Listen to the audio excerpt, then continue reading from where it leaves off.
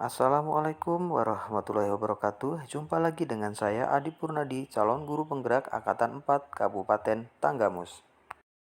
Dengan pengajar praktik Bapak Ridwan dan fasilitator Bapak Samsuri. Dalam modul 3.1.A.9, koneksi antar materi, pengambilan keputusan sebagai pemimpin pembelajaran.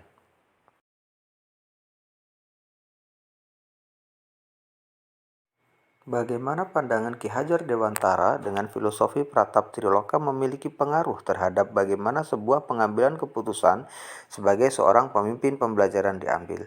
Filosofi Pratap Triloka pendidikan dari sudut pandang Ki Hajar Dewantara adalah ing aso suntulodo, ing madyo mangunkarso, dan tuturi handayani. Prinsip ini pada dasarnya adalah momong, among, ngemong, atau konsep kasih sayang sebagaimana orang tua mendidik anak, agar tujuan pendidikan dapat tercapai dengan benar dan tepat. Dari uraian di atas jelas sekali bahwa pengambilan keputusan sebagai seorang pemimpin pembelajaran haruslah tujuannya sesuai dengan pendidikan, sehingga apa yang dipelajari dalam modul ini disesuaikan dengan tujuan pendidikan itu sendiri.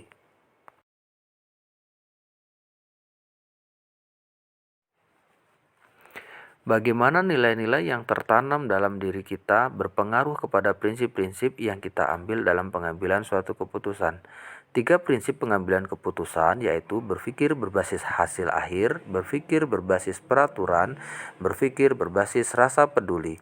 Nilai-nilai yang harus dimiliki oleh guru penggerak. 5 nilai yang harus terpatri dalam jiwa seorang guru penggerak yaitu mandiri, reflektif, kolaboratif, inovatif, dan berpihak pada murid. Dari awal pembelajaran bahwa nilai-nilai yang harus kita miliki sebagai seorang guru itu mulai kita tanamkan di dalam diri kita, dan jelas pengaruhnya dalam prinsip pengambilan keputusan sangat berpihak pada murid. Maka keberpihakan kita kepada murid dengan cara-cara yang inovatif dan kolaboratif dan lain-lain menjadi dasar dalam prinsip kita pada sebuah pengambilan keputusan sebagai pemimpin pembelajaran.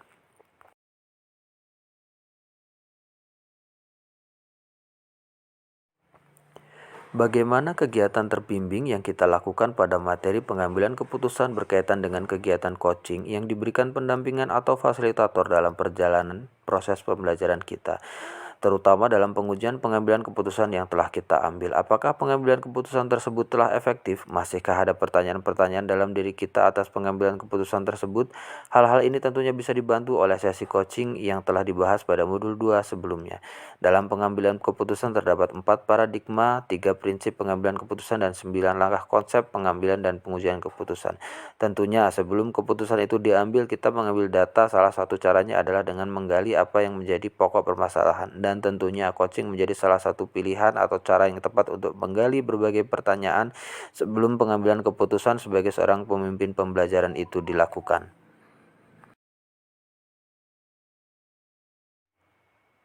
Bagaimana kemampuan guru dalam mengelola dan menyadari aspek sosial emosionalnya akan berpengaruh terhadap pengambilan keputusan? Pembelajaran sosial emosional adalah sebuah proses mengembangkan keterampilan, sikap, dan nilai-nilai yang diperlukan untuk memperoleh kompetensi sosial dan emosional sebagai modal anak dalam berinteraksi dengan dirinya, orang lain, dan lingkungan sekitar. Dan di sini jelas, apabila kita dapat mengelola dengan baik kondisi dari aspek sosial emosional kita, maka kita akan baik juga dalam sebuah pengambilan keputusan.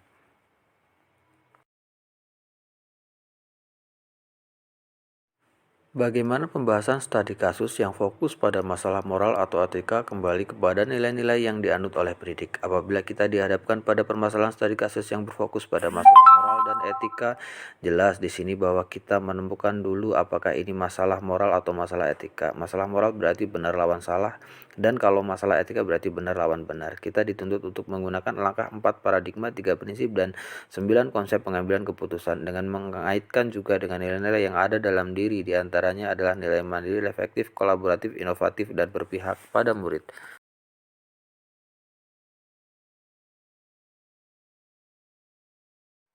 Bagaimana pengambilan keputusan yang tepat tentunya berdampak pada terciptanya lingkungan yang positif, kondusif, aman, dan nyaman. Dalam melakukan perubahan yang ada di sekolah, kita dianjurkan menggunakan metode Bagja dalam modul sebelumnya. Tentunya di sini akan banyak sekali masalah yang muncul dan juga komentar positif dan juga negatif. Sehingga di sini diperlukan kondisi yang positif, aman, nyaman, dan kondusif. Sehingga diperlukan adanya pengambilan keputusan yang tepat dalam setiap langkah untuk mencapai tujuan.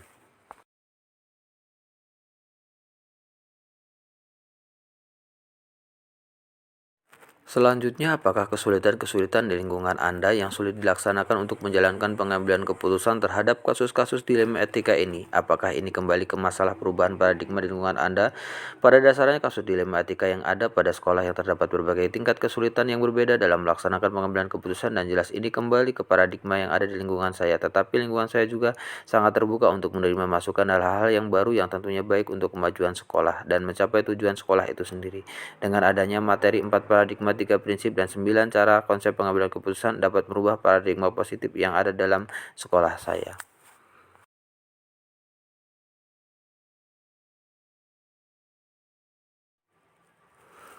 Dan pada akhirnya, apakah pengaruh pengambilan keputusan yang kita ambil ini dengan pengajaran yang memerdekakan murid-murid kita? Merdeka belajar adalah impian bagi semua murid, di mana mereka dihadapkan pada situasi mencapai kebahagiaan dan kebebasannya dalam memilih cara belajarnya sesuai dengan kemampuan yang dimilikinya. Dan tentunya, pengambilan keputusan yang berpihak pada murid ini dapat menuntun tujuan terciptanya merdeka belajar pada murid. Bagaimana seorang pemimpin pembelajaran dalam mengambil keputusan dapat mempengaruhi kehidupan atau masa depan murid-muridnya? Seorang guru di sini dituntut untuk bisa mengembangkan potensi yang dimiliki oleh anak. Diibaratkan sebuah padi yang ditanam, maka guru adalah petani yang merawat tanaman padi itu. Apabila tepat dalam memberikan pupuk dan merawat padi itu dengan cara-cara yang tepat, maka padi itu akan tumbuh dengan baik. Begitu juga dengan guru, apabila guru itu mengambil keputusan yang tepat untuk murid-muridnya, maka murid-murid akan tumbuh dengan baik potensinya.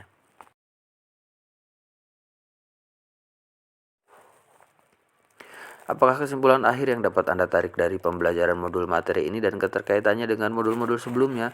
Pengambilan keputusan sebagai seorang pemimpin pembelajaran adalah kemampuan yang harus dimiliki oleh seorang guru. Tentunya salah satu tujuannya adalah untuk mencapai tujuan pendidikan seperti yang dibuatkan oleh Ki Hajar Dewantara dengan menuntutkan segala kodrat yang ada. Apabila bagian-bagian dalam mencapai tujuan itu adalah dengan menciptakan budaya positif yang ada di sekolah. Kemudian sebelum pengambilan keputusan yang tepat dalam menggali informasi melalui coaching, dan tentunya guru juga harus memiliki kesadaran penuh dalam pengambilan keputusan. Dan terakhir, tentu akan banyak dilema etika dan bujukan moral yang terjadi pada sekolah kita, dan bekal kita dalam menyelesaikan semua itu adalah menggunakan 4 paradigma dan 3 prinsip dan 9 langkah atau konsep pengambilan keputusan.